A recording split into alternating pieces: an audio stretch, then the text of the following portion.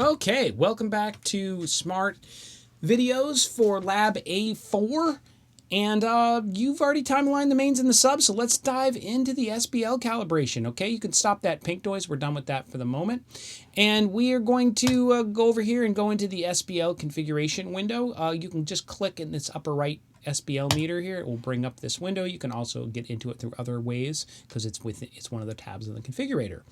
Once you're in here, let's set up a palette for you. The palette is how many floating meters do you want. We're going to do this just step by step here. We're going to start with 4 wide and 1 high and always on top and show meters. This creates 4 meters. If I close out, you can see my 4 floating meters right now.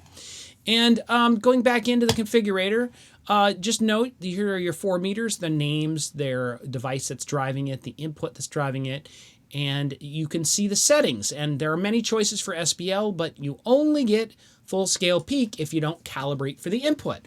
So please put that Sbl calibrator on the microphone. Switch it, turn it on to 110 or 94. 94 is usually what I use, but there are uses for 110 as well.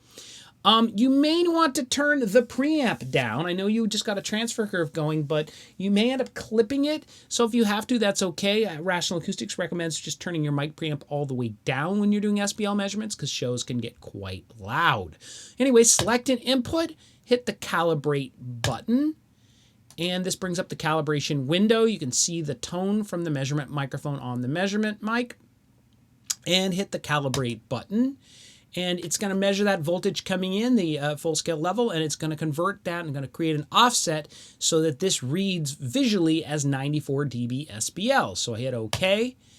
And now when I exit out of that and I put all my meters, let's just make this first meter to be dB Sbl A fast. If I close out, this should now read 94.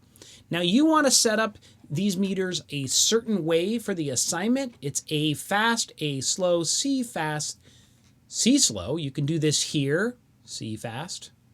Sorry, A slow is what I want to do next. Or you could go into the configurator and do it here. So C fast and C slow. And of course, we're still just looking at the Sbl coming from the measurement calibrator. Take the calibrator off and turn up the music so the microphone is now hearing the speakers. What I'm going to do is come out of my Pro Tools rig, and it's just really loud, unfortunately. This is the situation where I wanted to turning the mic preamp down would have been a good idea. What I'm going to do is just cheat and go over to my other computer and turn down Pro Tools a whole lot.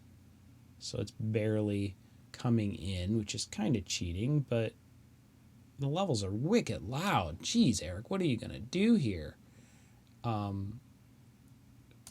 Is there any more way I can turn this off? There's something going wrong here. There we go. Those values look better, right? Those values look way too low. Anyway, sorry you had to watch me make the sausage here. Let's just call those levels, okay? So anyway, you should see that the C stuff should measure a little bit higher because it includes low frequency information. And you are seeing that here. And is there anything else the assignment's requiring at this moment? We're seeing our floating meters. We've calibrated them. You've learned the hard way that maybe you need to turn the preamp down, right?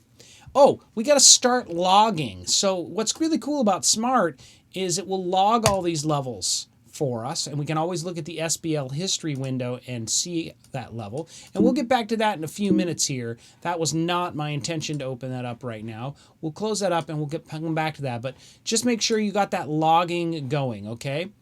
And now with your music playing in the background, of course, let's see, is there anything else we want to do? We've messed with the fast and slow. Oh, this is a useful thing. The letter E will show and hide the meters. I find that pretty useful at times, so definitely want to learn that one.